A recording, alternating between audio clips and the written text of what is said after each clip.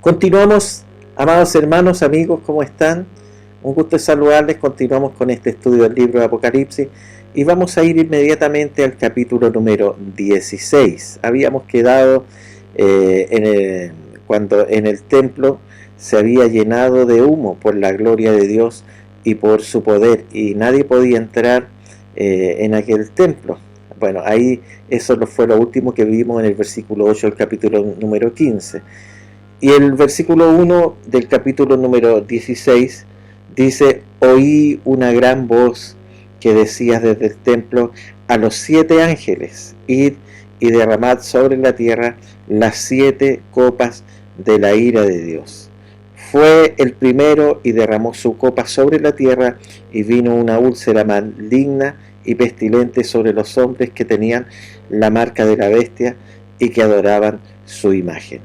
Aquí vemos claramente que esta orden tenía que cumplirse, que estos ángeles, cada uno de ellos, iba a derramar una copa de ira de Dios sobre la tierra.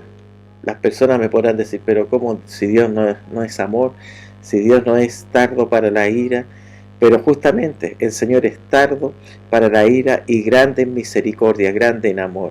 Y la oportunidad que siempre le da a las personas es de que se arrepientan, que puedan ir a sus plantas, que puedan encomendar su vida a Él. Claramente aquí en este capítulo número 16 vemos una generación que, con todo lo que estaba pasando, y lo vamos a ver en los versículos posteriores, no había quebrantamiento, no había el hecho de acercarse a Dios. Y aún con esta primera copa, ¿cierto?, de esta úlcera maligna y pestilente sobre los hombres que tenían la marca de la bestia y que adoraban su imagen.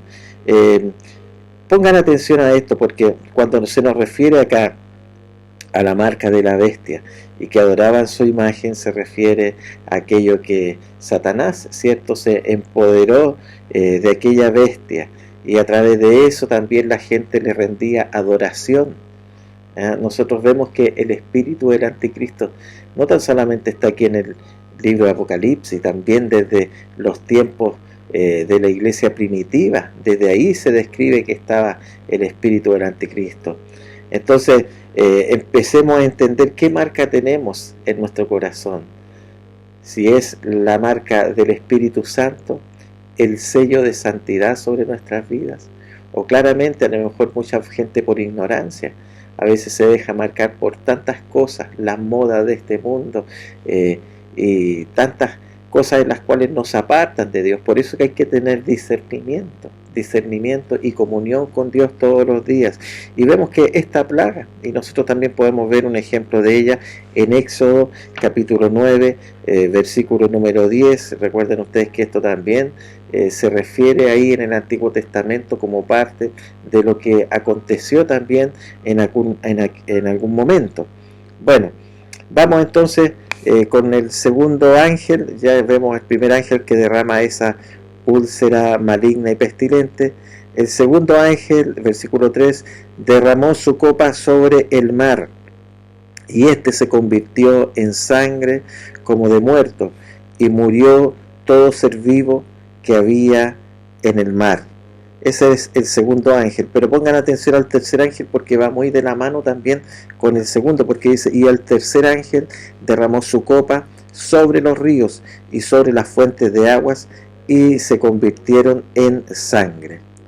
Esto también nosotros lo vemos reflejado en el libro de Éxodo, cuando fueron las plagas hacia Egipto, y también en medio de todo eso que Faraón endureció más el corazón. Se les llenaron todas las aguas, todo lo que ellos podían para su subsistencia, para subsistir, se llenó, ¿cierto?, de aquella sangre, y que obviamente no podían beber.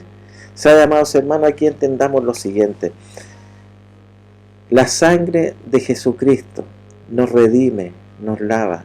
La sangre de Jesucristo, y a través de su poder, nos regenera y nos hace nueva criatura. Aquí claramente no se refiere a la sangre de Jesucristo, aquí se refiere a la sangre, dice, de muerto, como dice el versículo número 3. Y fíjese que eso, la muerte, quien la trae es el pecado. El pecado es el que trae, que la palabra del Señor nos dice que la paga del pecado es muerte. Y fíjese que todo lo que es pecado conlleva, ¿cierto?, todas estas consecuencias. Por eso que hay que analizarse a la luz de esta palabra del Señor.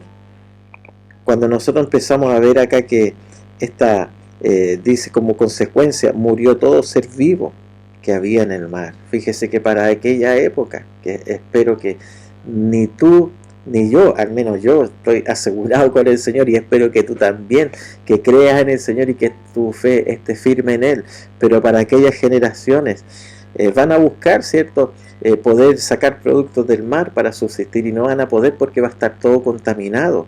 E incluso acá nos dice que el tercer ángel derrama su copa sobre los ríos y sobre las fuentes de agua, y también todo eso, lo único que va a fluir va a ser sangre de muertos, va a ser todo aquello que, imagínese el olor, ¿cierto?, la putrefacción de todo lo que va a haber en aquellas aguas.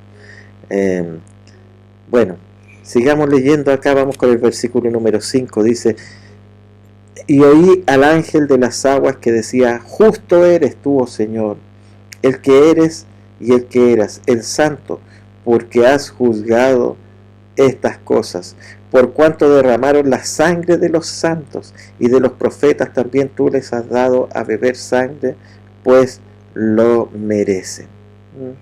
Eso también es la ira, ¿cierto?, del Señor en estas copas que han sido ya derramadas sobre la tierra, y refiriéndose también a todo aquello, sangre de aquellos mártires, de aquellos que por entregar la palabra del Señor, por guardar el testimonio y la fe, fueron mártires en diferentes etapas de la humanidad. Hay muchos lugares donde por predicar la palabra hay cristianos que han sido quemados en la hoguera, otros han sido decapitados, y fíjese que no le estoy hablando de siglos atrás, aún en este tiempo, aún en estos años que estamos viviendo, también han habido muchos mártires, y no tan solamente ahí en el África, sino que también aquí en América Latina, también hay muchos mártires que por predicar la palabra del Señor, su sangre ha sido derramada sobre la tierra, y esa sangre es la que clama al Señor.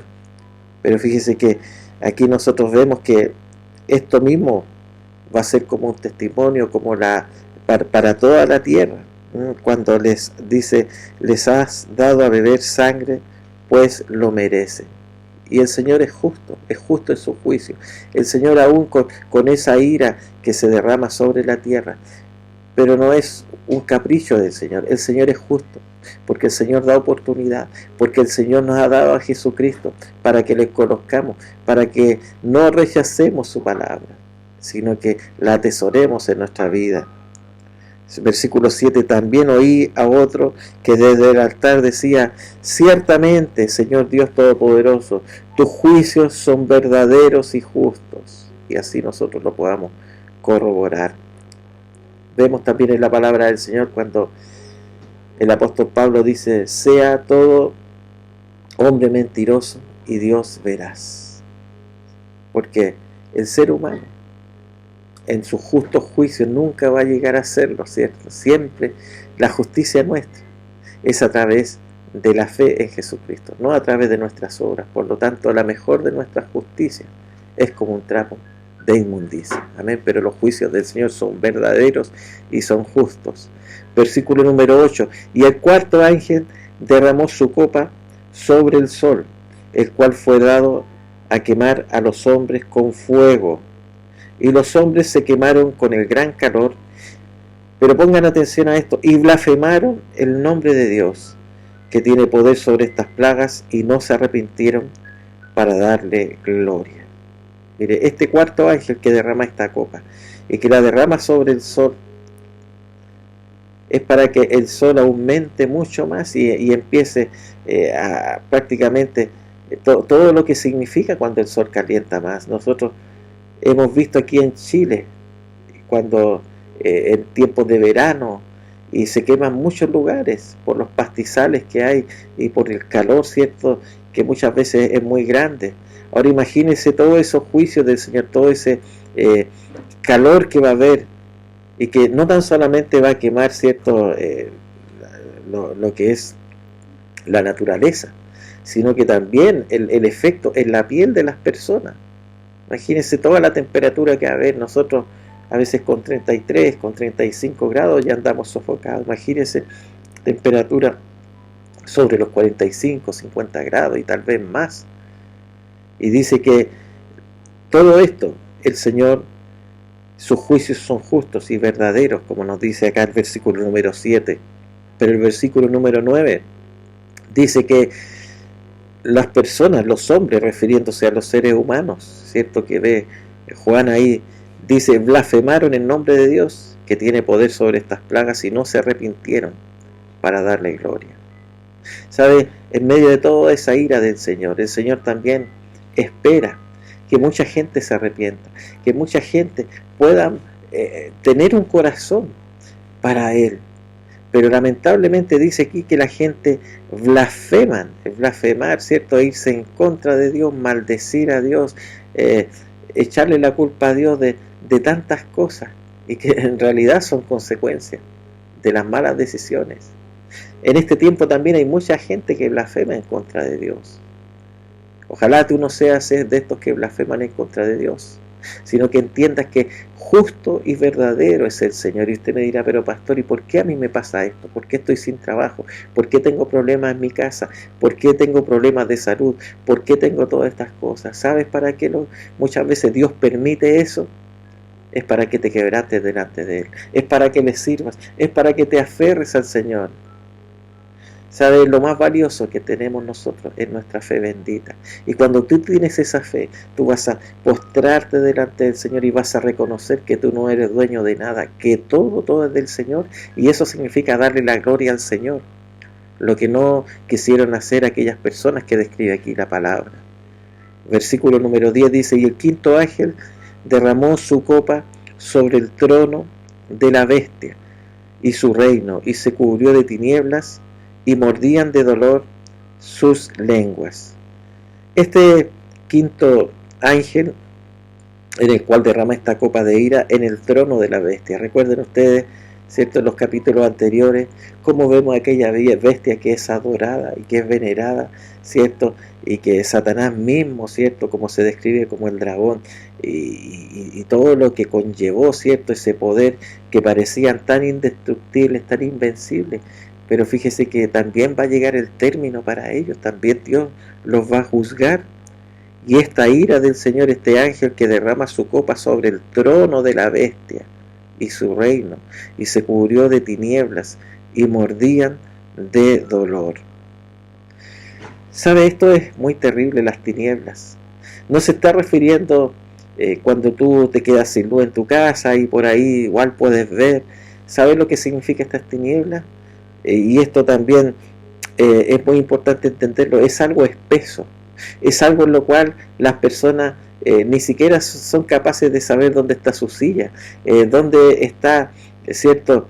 Ni siquiera se ven sus manos, se ven sus pies. La persona con esas tinieblas espesas. Imagínense cómo se paralizan todos los sentidos. Ya tú no puedes ver en ningún momento, y por ende si tú no puedes ver también entra un miedo, se paraliza, ¿cierto?, los otros sentidos que las personas tienen.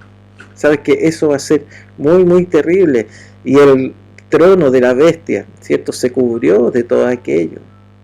Porque finalmente toda esa bestia, todo lo que era el anticristo y todo eso, buscaban engañar, buscaban traer lo falso. Pero hay alguien que tiene lo verdadero, y que es el Señor Jesucristo. Dice, y ellos mordían de dolor sus lenguas, y blasfemaban contra el Dios del cielo por sus dolores y por sus úlceras, y no se arrepintieron de sus obras.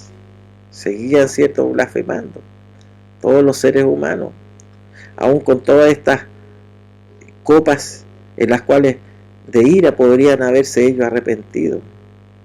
Versículo 12, y el sexto ángel derramó su copa sobre el gran río Éufrates, y el agua de éste se secó, para que estuviese preparado el camino a los reyes del oriente.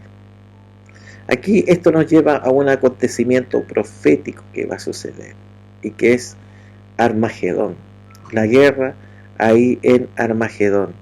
Y fíjense que esta es una señal porque dice que el gran río Éufrates, y el agua de este se seca. Ahora, ¿para qué se seca esto? Porque ahí van a pasar ejércitos, se van a liberar guerras, va a ser algo tan sangriento lo que se va a vivir en aquel momento.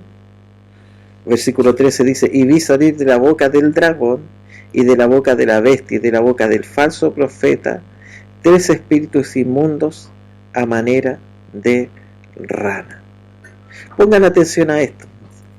Versículo 13, cuando nos habla de la boca de la bestia y de la boca del falso profeta, refiriéndose al anticristo. También nos habla acerca del dragón, refiriéndose a Satanás. Y dice que ve 3 espíritus inmundos a manera de ranas. ¿Sabe? Estos espíritus inmundos que dice que son a manera de ranas, nosotros, cierto, conocemos las ranas, cierto, que tienen la particularidad de ir saltando, de dar esos brincos. Bueno, y todo eso, cierto, van a ser conducidos, y veamos el versículo 14, dice: pues son espíritus de demonios que buscan de demonios que hacen señales, y que van a los reyes de la tierra en todo el mundo para reunirlos a la batalla de aquel gran día del Dios Todopoderoso. Aquí se refiere a lo que va a ser Armagedón. Ahora, para entender un poco todo esto, bueno, aquí nos estamos situando en lo que va a ser prácticamente el fin del milenio del Señor Jesucristo con nosotros aquí en esta tierra. Recordemos entonces, para introducirnos más en esto, la iglesia, ¿cierto?, ya está con el Señor. Viene el periodo del anticristo, y lo más cruel, ¿cierto?, son esas 3 años y medio posteriores que la palabra del Señor nos refiere, donde va a venir todo el engaño, todo lo que va a ser el anticristo persiguiendo a Israel.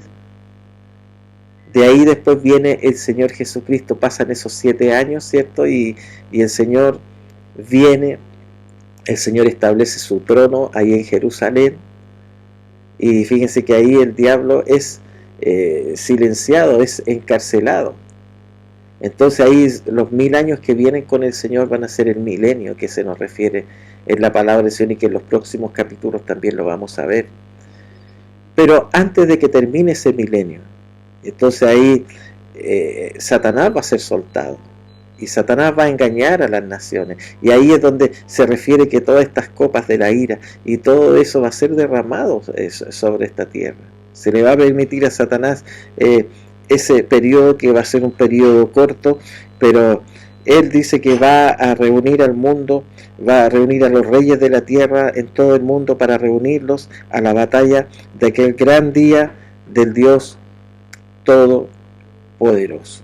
Nosotros vemos lo que sale también en el libro de Daniel, con respecto también a los reyes, a los imperios también, que van a participar en esta guerra. Versículo 15: he aquí yo vengo como ladrón. Y estas son palabras que tú tienes que subrayar en tu Biblia y meditarlas, porque estas son palabras de Jesucristo, Jesucristo glorificado. Dice: he aquí yo vengo como ladrón. Bienaventurado el que vela y guarda sus ropas, para que no ande desnudo y vea su vergüenza. Aquí estas palabras del Señor, cuando dice que viene como ladrón, no es que el Señor venga a robar, no. El Señor viene como cuando entra, ¿cierto?, alguien y tú no estás esperando esa visita. Cuando tú estás en otras cosas y por ahí te sorprenden con que tal vez abrieron tu chapa de la casa, tu auto. Bueno, y fíjate que así es el Señor. ¿Y qué nos quiere decir con esto? Que nosotros tenemos que estar velando, que tenemos que estar atentos. Bienaventurado el que vela, ¿sabe? Porque el que está velando es el que va a ir al encuentro del Señor. Y guardan sus ropas para no andar desnudo y vean su vergüenza. ¿Sabes lo que significa andar desnudo? No significa la desnudez de quitarte esta ropa. ¿Sabes lo que significa? El andar desnudo significa andar descubierto, no tener fe, no tener confianza en el Señor. Pero cuando tú tienes confianza en el Señor, Él te cubre, Él te da esas vestimentas. Ahora analicémoslo a la luz de la palabra del Señor. Y dice, y vean su vergüenza. ¿Cuál es la etapa de vida que estás viviendo tú? ¿Son etapas de honra? ¿Son etapas de bendición? ¿O son etapas de vergüenza? ¿Son etapas en las cuales vives en lo que es la vergüenza?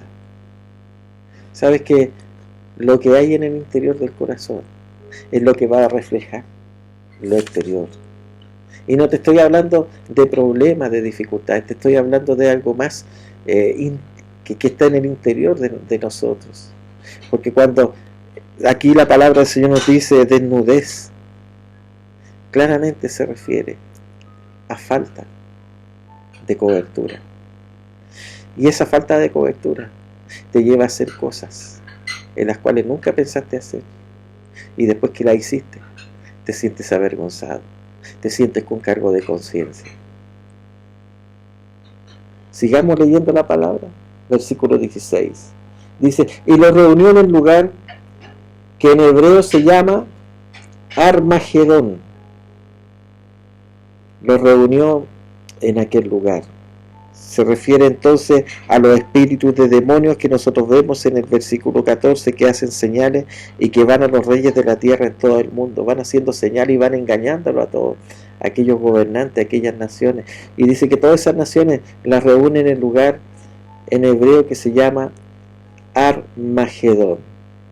Pongamos atención a esto porque dice en el lugar que en hebreo, ¿ya? Y esto se detalla acá porque este libro de Apocalipsis fue escrito en griego, no fue escrito en español como nosotros lo estamos leyendo acá. Lo que nosotros leemos es una traducción, y gracias le damos a Dios por todos aquellos que tradujeron la palabra del Señor, estos 66 libros, y especialmente este último libro y este capítulo lo pudieron traducir del griego, lo tradujeron acá a castellano, y así a muchos idiomas. Pero aquí cuando dice los reuniones en lugar en hebreo que se llama Armagedón, se refiere como señalando esto de que ese lugar Armagedón, ¿cierto?, va a estar preparado para lo que va a ser esta cruel guerra, que los gobernantes de la tierra, por esos espíritus inmundos como ranas que serán engañados por esas falsas señales, van a ir a aquel lugar, como quien va a un precipicio, pero no se da cuenta. Versículo 17 dice, y el séptimo ángel derramó su copa por el aire, y salió una gran voz del templo del cielo del trono diciendo, hecho está. Entonces hubo relámpagos y voces y truenos y un gran temblor de tierra, un terremoto tan grande, cual no lo hubo jamás desde que los hombres han estado sobre la tierra. Imagínense ese terremoto.